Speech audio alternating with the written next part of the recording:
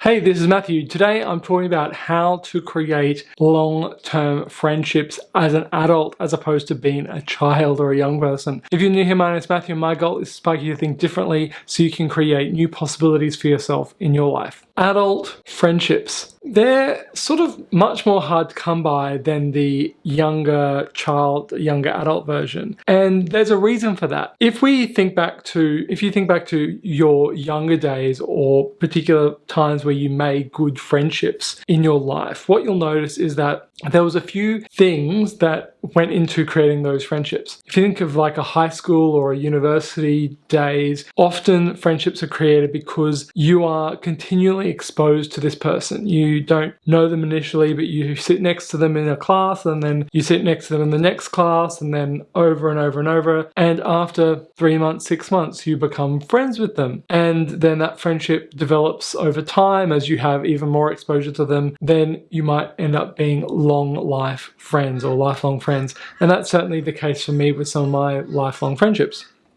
Now, that is one sort of friendship. And then there's other friendships which I would put into the category of context-specific friendships. So these are, I'm good friends with this person when I'm at a particular type of social event. So for me, in my Zen context, I have a bunch of Zen friends or people I see in the Zen context. But these aren't people that I actively just call up and say hi to.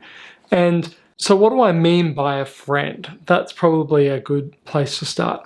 Well, for me, a friend is anyone I'm sort of an acquaintance with, but there has to be an asterisk. And the asterisk is that friends are people that I would call just to connect with as opposed to having a purpose. So imagine if you got a call from someone and it's a really good friend of yours, you don't expect that they have a reason for calling you, at least is my experience.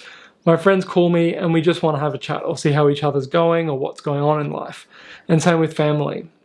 Whereas if someone calls and you see their name on the phone, you immediately think, why are they texting me? What do they want from me? That's a sign that that person isn't really a close friend yet. And so what you can do is you can make an assessment of friendship based on if every interaction leads to some sort of request or that sort of thing. So how do you create actual friendships? Well, what I like to do is use a formula of 3 steps and then add a 4th kind of finalizing step on that. So the first thing is I need to set up a context where I'm going to see this person in a regular time, a regular place. And that creates that foundation of that relationship. And I've got some more tips on that. The second one is that thing or that event should have a name. So if you can name it something, that really helps. An example of that is I have a group, we go out for palms or chicken parmesanas. It's an Australian thing. Chicken parmesanas every fortnight, and we call it the Palm Club, or there's some other names. But having a name means it's easier to talk about, and that can create more opportunities to connect over that thing. The next thing after you've got a name is to have a purpose. Why are you going there? Like, what's the purpose of this? Is it to have fun? Is it to learn something together? What is the purpose? And having that can really help establish that friendship foundation. Now, the next thing that's really important is, so how do you take a friendship from being that base level friendship where there's always you're doing something or talking about something to being a genuine friendship? It's important to note here that this has only happened to me maybe half a dozen times since my original high school days. So, and it's been something I've had to actively work on. So I think of a recent example for me. This is a guy I was connected with through a weekly reflection practice called Mastermind. And what we started doing is we just started having an informal catch-up every few weeks that's outside of that normal structured thing. And what that did is that created us to have just social time where we're just having a chat and checking in and there's no agenda.